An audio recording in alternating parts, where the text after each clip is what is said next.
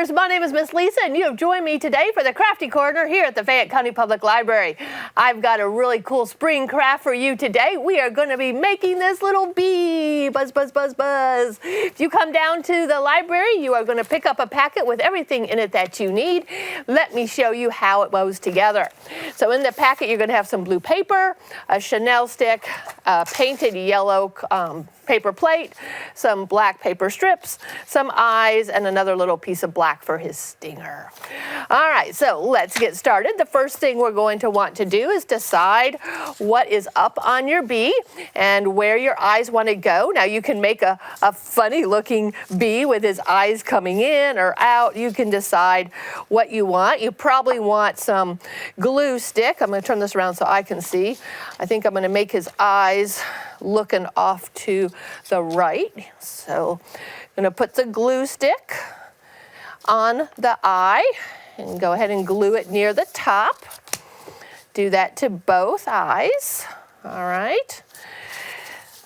Then you're going to have the black strips for the strips of black that are on bees. Now they're going to be longer than the paper plate, but that's okay. And since we're gluing a little bit of a heavier piece of paper, the white glue is probably the better choice than the glue stick. So we're going to get my glue bottle open and put the glue on the strips of paper and decide where you want to lay it on your bee, somewhere near the bottom.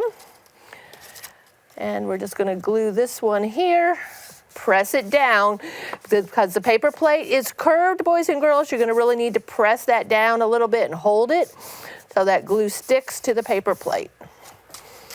Okay, you know what? I think I've got it a little crooked. I'm going to remove that. It's not quite straight. If you have a ruler, maybe it would help to get it nice and straight. All right. I'm going to go ahead and put the glue on this strip of paper. And again, I'm going to hold it down in place, leaving a little bit of yellow between and a little yellow at the bottom. Just really press down, slide my fingers across that black until it is all stuck down. Then I'm going to take my scissors and just trim off that extra bit of black on both sides. Okay, and you can see that it's already starting to come off the paper plate again.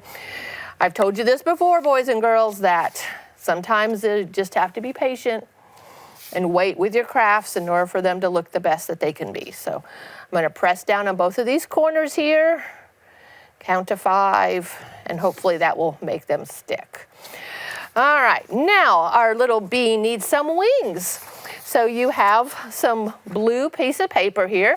I'm going to fold it in half, and I'm going to cut it because you've got bigger top wings than you have bottom wings. So then I'm going to fold this in half again, and I'm going to come at the bottom of the paper here, and I'm going to just sort of come up and sort of make an oval that's sort of flat on the top. And come on back down. So that can be, it's not quite even. There we go. If you wanted to, you could sort of draw it out and trace it, but when you lay it on top of each other, you're going to get 2 exact wings. So those will be our top wings. And then I'm going to do the same thing here, is fold this in half. And I'm going to make a little bit of a smaller wing. Not going to go to the edge of the paper. So you can decide what shape you want, but I'm making sort of this half oval shape. Now we're going to turn our bee over. Now you're going to make sure that you're doing this right. So my big wings are going to go on top. My little wings are going to go on the bottom. Okay. So since it's symmetrical, that means each side is the same, I can actually just flip it over, and these wings can get glued right here. So you're going to want to use your white glue again, and because the paper plate is ridged, you're probably going to have to hold it down before it will stick really well. Go ahead and glue the smaller wing, and I'm going to leave just a little bit of space. Overlap it with leaving a little space up here. The trick is to try to make both sides look the same. All right, so we're going to glue this one here. And this one about right there, I think. All right. Now we can turn it over and see if they match. If not, you would want to maybe remove them quickly before they stick really well. All right, what do you think? That doesn't look too bad. All right, so what we have, that didn't belong there. What we have left to do is take your small piece of paper and make a triangle. So go cut at a diagonal one direction and cut at a diagonal for the other direction.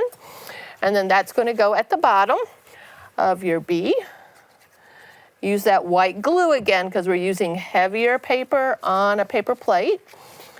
So we're going to press that down. The last thing to do is give him his antenna. So you have one piece of chenille stick and we're going to fold it in half.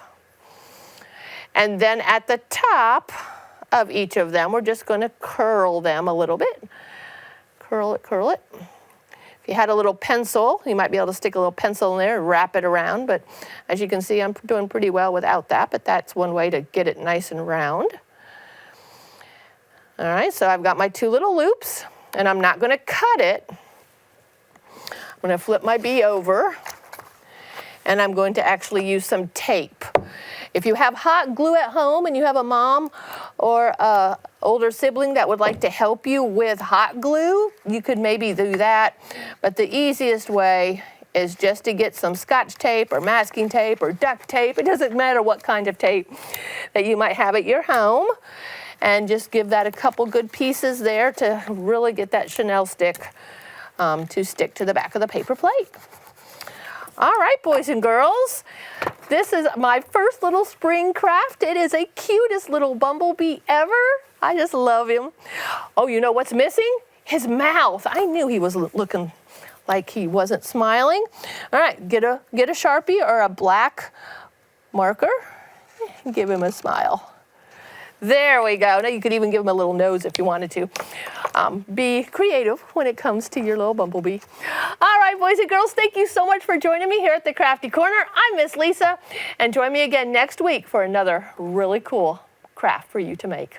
Bye now.